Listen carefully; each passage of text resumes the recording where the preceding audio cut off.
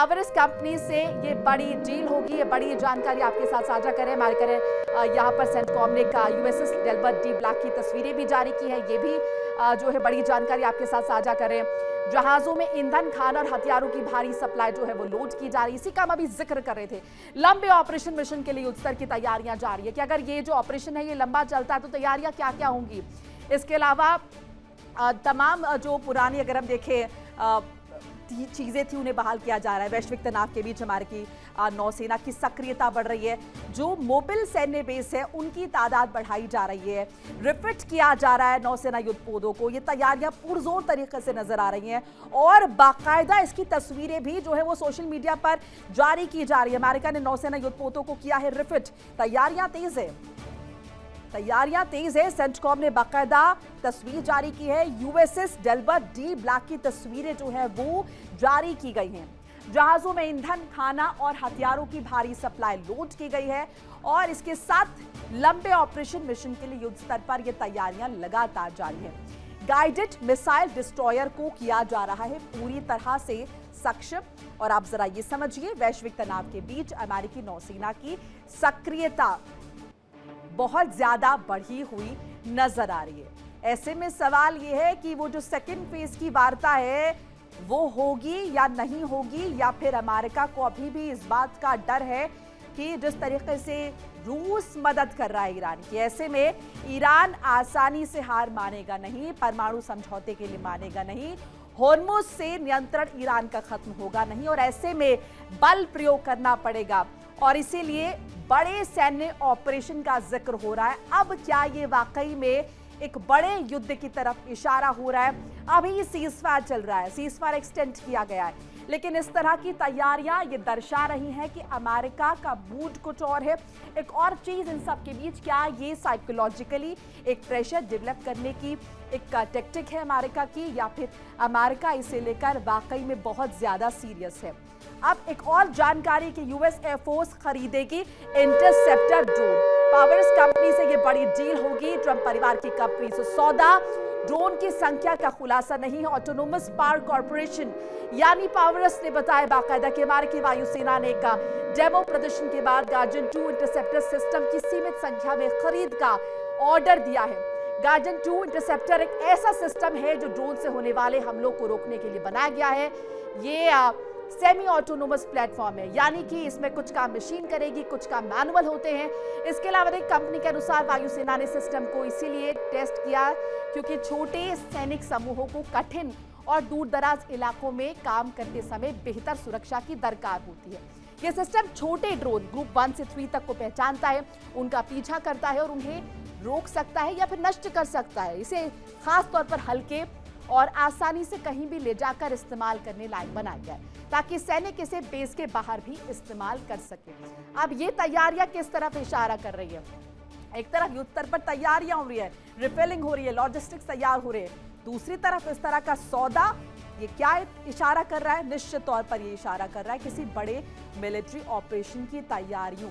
मुमकिन है कि जिस तरीके से बैक चैनल अमेरिका यहाँ पर बातचीत करने के प्रिटेंड कर रहा है और वो अंतर्राष्ट्रीय मंच पर ये बता रहा है कि वो किस तरीके से शांति का हिमायती है, दूसरी तरफ वो चाहता है कि बल प्रयोग करके सैन्य क्षमता के जरिए वो यहाँ पर ईरान को झुका दे।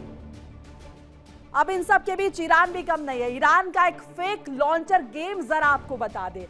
नकली लॉन्चर से दुश्मन को भ्रम करने की कोशिश, भ्रम में डालने की कोशिश, भ्रमित करने की कोशिश, इन्फ्लेटेबल मिसाइल सिस्टम का दावा और असली ठिकाने बचाने की रणनीति। तो ईरान का फेक लॉन्चर गेम भी बहुत कुछ इशारा कर रहा है, जैसे कि हम लगातार जिक्र कर रहे हैं इन्फ्लेटेबल मिसाइल। अब देखिए, असली ठिकाने बचाने की रणनीति आप इसे कह सकते हैं, यानी कि कहीं ना कहीं ये कोशिश ईरान की कि एयर स्ट्राइक हुए बेअसर। अब ये सवाल ये है कि अमेरिका ने जो एयर स्ट्राइक की है क्या वो बेअसर हुए हैं? मुसाद को गुमराह करने का खेल, क्योंकि हमने देखा कि अमेरिका ने जिन मिसाइल्स का इस्तेमाल किया है वो महंगी मिसाइल्स थी एज कंपेयर टू ईरान। अब यहां पर देखिए, जंग में बढ़ा है इंफॉर्मेशन वॉर, यानी कि गलत इंफॉर्मेशन के जरिए नैरेटिव सेट करके कहीं ना कहीं से जंग को जीतने की कोशिश। मिसाइल की नहीं, दिमाग की लड़ाई, जहनी तौर पर यह जंग जो है लड़ी जा रही है और डे वन से लगातार हम ये देख रहे हैं। ये कोशिश ईरान ने भी की है। अब क्या ये जो लॉन्चर गेम है ईरान का, ये वाकई में इसमें हकीकत है, इसकी पुष्टि जो है वो पूर्णतः हम नहीं कर सकते हैं, लेकिन इस तरह की खबरें आ रही हैं और ये दर्शा रही हैं कि ईरान ने अमेरिका को कहीं ना कहीं भ्रमित करने का काम किया है और वहां पर उसने अपने फेक जो लॉन्चर है वो स्टैब्लिश किए हैं ताकि अमेरिका उन्हें टारगेट करे, उन्हें खत्म करे और जो असली खेल है अमेरिका का, जो अमेरिका की जो असल, माफ कीजिएगा, ईरान की जो असल सैन्य क्षमता है उसे बचाया जा सके। अब देखिए, Iran Israel missiles air strike और अब एक ऐसा खुलासा जिसने पूरी दुनिया को चौंका दिया है। क्या ईरान ने दुश्मन को धोखा देने के लिए नकली मिसाइल लॉन्चर तैनात किए थे? क्या हवा से भरे डमी लॉन्चर्स को असली समझकर हमले किए गए? एक रिपोर्ट के जरिए आपको समझाएंगे क्या ये पूरी जंग अब माइंड गेम में बदल चुकी है।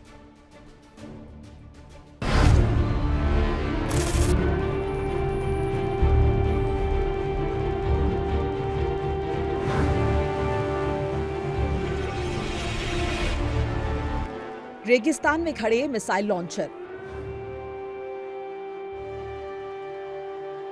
सैटेलाइट तस्वीरों में दिखती सैन्य तैयारी और दुश्मन की नजरों में एक बड़ा टारगेट।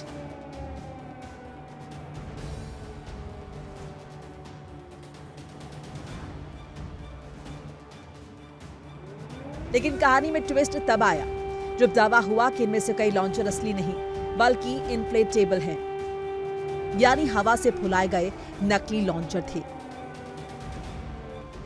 रिपोर्ट्स के मुताबिक ईरान ने बड़ी चालाकी से इन नकली लॉन्चर्स की जानकारी लीक होने दी और ये जानकारी पहुंची उस चैनल तक जिसे तेहरान अक्सर मोसाद से जुड़ा मानता है। यानी दुश्मन को वही दिखाया गया जो ईरान दिखाना चाहता था। दावा है कि कई एयर स्ट्राइक और missile attack in dummy launchers पर किए गए। धमाके हुए, धुआं उठा, लेकिन असली सैन्य ठिकाने सुरक्षित रहे।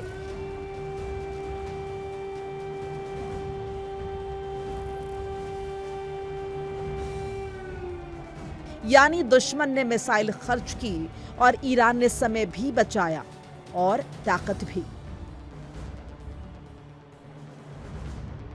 हालांकि इन दावों की स्वतंत्र पुष्टि अभी साफ तौर पर नहीं हुई है, लेकिन रक्षा जानकार मानते हैं कि आधुनिक युद्ध में डिकॉय वॉरफेयर कोई नई बात नहीं। दुनिया की बड़ी सेनाएं नकली टैंक, फर्जी एयर डिफेंस सिस्टम और डमी मिसाइल लॉन्चर का इस्तेमाल पहले भी करती रही हैं।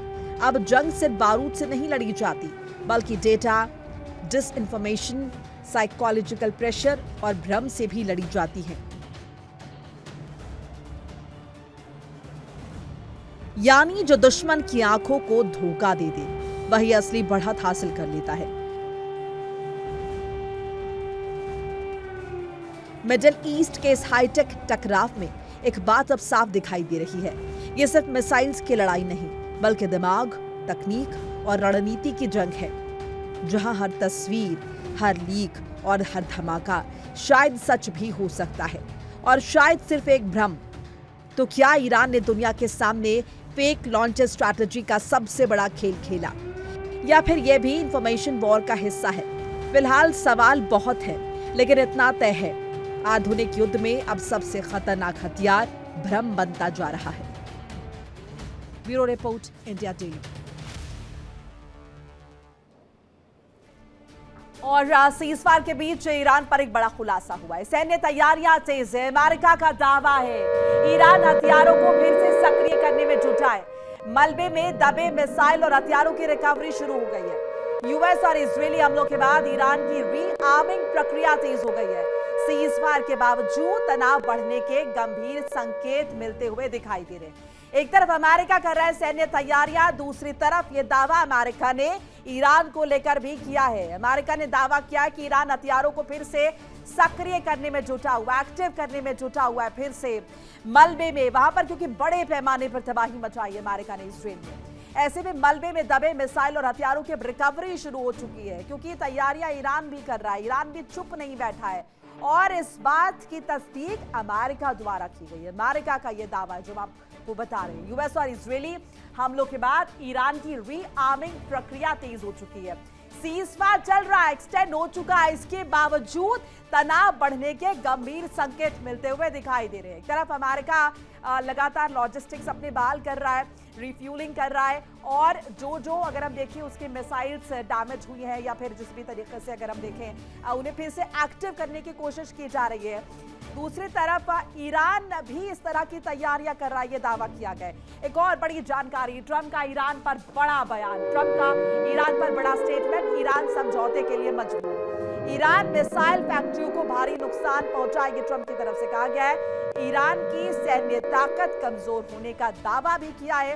परमाणु कार्यक्रम पर अमेरिका सख्त है, या तो समझौता कर लो या फिर कार्रवाई होगी, एक्शन होगा। और ये एक्शन छोटा मोटा नहीं होगा, ये बड़े पैमाने पर होगा, ये डोनाल्ड ट्रंप की तरफ से कहा गया। एक तरफ ये कह रहे हैं कि भाई ईरान चुप नहीं है, सीजफायर के बावजूद वो लगातार अपनी तैयारियां पुख्ता कर रहा है। दूसरी तरफ ये भी डोनाल्ड ट्रंप की तरफ से कहा गया है कि ईरान जो है समझौते के लिए उसे मजबूर होना होगा, क्योंकि ईरान की जो मिसाइल फैक्ट्री है उन्हें भारी नुकसान पहुंचा है। ईरान की सैन्य ताकत कमजोर होने का दावा किया गया डोनाल्ड ट्रंप की तरफ से। इसके साथ साथ सख्ती दिखाई है कि परमाणु कार्यक्रम पर अमेरिका सख्त है, अमेरिका बैकफुट पर नहीं जाएगा और ईरान की कोई शर्त नहीं मानेगा। या तो परमाणु समझौता करना पड़ेगा ईरान को, या फिर युद्ध के लिए तैयार है, क्योंकि कार्रवाई का मतलब यह है यहां पर युद्ध जिसकी तैयारियां लगातार अमेरिका द्वारा की जा रही है। इसी बात का जिक्र डोनाल्ड ट्रंप कर रहे हैं। एक तरफ यहां पर ईरान कह रहा है कि पहले हम हॉर्मुज़ स्ट्रेट खोल देते हैं, बात कर लेते हैं और उसके बाद समझौता परमाणु पर होगा, लेकिन अमेरिका कह रहा है पहले ये समझौता होगा। इस बीच बड़ी अपडेट बता रहे इजरायली नौसेना की बड़ी कार्रवाई, 7 जहाजों का बेड़ा रोका गया है। अंतर्राष्ट्रीय जल क्षेत्र में ग्लोबल सुमुद्र फ्लोटिला पर धावा बोला गया है। ग्रीक तट से दूर 500 नॉटिकल मील पर यह बड़ी कार्रवाई हुई है। वीडियो फुटेज आपको दिखा रहे हैं। वीडियो फुटेज में जहाज पर इजरायली सैनिकों की एंट्री।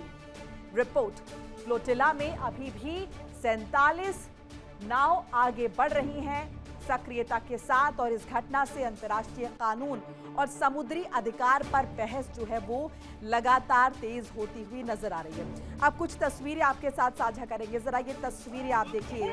ये तस्वीरें जो हैं, ये तस्वीरें बता रही हैं इजरायली नौसेना की बड़ी कार्रवाई। 7 जहाजों का बेड़ा रोक दिया गया है और अंतर्राष्ट्रीय जल क्षेत्र है ये। इस अंतर्राष्ट्रीय जल क्षेत्र में ग्लोबल सुमुद्र फ्लोटिला पर धावा बोला गया है। ग्रीक तट से दूर 500 नॉटिकल मील पर यह कार्रवाई हुई है, इसका दावा किया गया है। और तस्वीरों के जरिए आप जरा देखिए, इजरायली सैनिकों की एंट्री हुई है वीडियो फुटेज में। फ्लोटिला में अभी भी 47 नाव आगे बढ़ रही हैं, सक्रिय हैं, और कहीं ना कहीं अंतर्राष्ट्रीय कानून का अगर हम देखें मखौल कह सकते हैं आप इसे, और साथ साथ समुद्री अधिकार पर भी बहस तेज हो गई है। और कुछ इस तरह की बहस जो है वो हॉर्मुज़ स्ट्रेट पर भी देख रहे हैं। देखिए इंडिया डेली 24/7 अब आपके स्मार्ट टीवी पर। इंडिया डेली मौजूद है सभी डिजिटल प्लेटफॉर्म पर लाइव और लगातार। इंडिया डेली 24/7 हर दिन राष्ट्र को समर्पित।